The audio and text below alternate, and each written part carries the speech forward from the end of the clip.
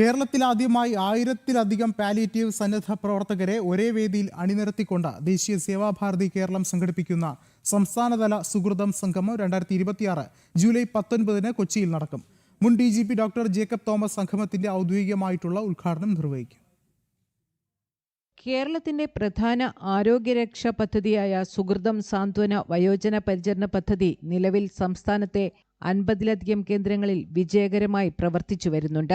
ഈ കേന്ദ്രങ്ങളിൽ അഹോരാത്രം സേവനമനുഷ്ഠിക്കുന്ന സന്നദ്ധ പ്രവർത്തകർ, ഡോക്ടർമാർ, നഴ്സുമാർ, കോർഡിനേറ്റർമാർ എന്നിവരെ ആദരിക്കാനും അവർക്ക് ആവശ്യമായ മാർഗനിർദ്ദേശങ്ങളും ആവേശവും പകരാനാണ് സംഗമം സംഘടിപ്പിക്കുന്നത്. പുതുതായി ആരംഭിക്കാൻ പോകുന്ന യൂണിറ്റുകളുടെ പ്രതിനിധികളും സംഗമത്തിൽ പങ്കെടുക്കുന്നുണ്ട്.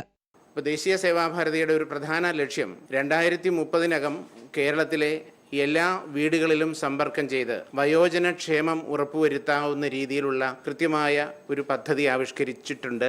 അതിൻ്റെ ഭാഗമായിട്ടാണ് ആദ്യ സംഗമം എന്നുള്ള നിലയ്ക്ക് ഈ സുഹൃദം പാലിയേറ്റീവ് ജെറിയാട്രിക് സംഗമം നമ്മളിവിടെ വരുന്ന 19-ാം തീയതി ഞായറാഴ്ച ഭാസ്കരീയം ഓഡിറ്റോറിയത്തിൽ വെച്ച് രാവിലെ 10 മുതൽ വൈകിട്ട് 4 വരെയുള്ള സമയത്ത് നടക്കുന്നത്. കിടപ്പ് രോഗികൾക്കും വയോജനങ്ങൾക്കും സ്വാന്തനമേകുന്ന പാലിയേറ്റീവ് പരിചരണ രംഗത്ത് നിസ്വാർത്ഥമായ സേവനമനുഷ്ഠിച്ചവർക്ക് സംഗമത്തിൽ അവാർഡുകൾ നൽകും. ഈ 1.5 വർഷത്തെ പ്രവർത്തനത്തെ വിലയിരുത്തി നമ്മൾ ഒരു 3 തരത്തിലുള്ള അവാർഡുകൾ അതിനകത്ത് കൊടുക്കാൻ ഉദ്ദേശിക്കുന്നുണ്ട് ഈ സുഹൃദ സംഗമത്തിൽ. അതിലൊന്ന്, ഏറ്റവും നന്നായി പാലിയേറ്റീവ് പ്രവർത്തനം ചെയ്യുന്ന യൂണിറ്റ് എന്നുള്ള നിലയ്ക്ക് സംസ്ഥാന തലത്തിൽ ആ യൂണിറ്റിനാണ് ഒരു പുരസ്കാരം കൊടുക്കുന്നത്.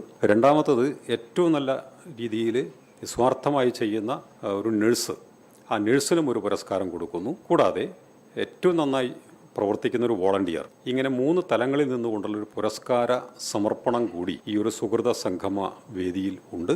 കൊച്ചി എളമക്കരയിലുള്ള ഭാസ്കരീയം കൺവെൻഷൻ സെന്ററിൽ ഞായറാഴ്ചയാണ് സംഗമം നടക്കുക. മുൻ DGP ഡോക്ടർ ജേക്കബ് തോമസ് സംഗമത്തിന്റെ ഔദ്യോഗിക ഉദ്ഘാടനം നിർവഹിക്കും. ജനം, കൊച്ചി.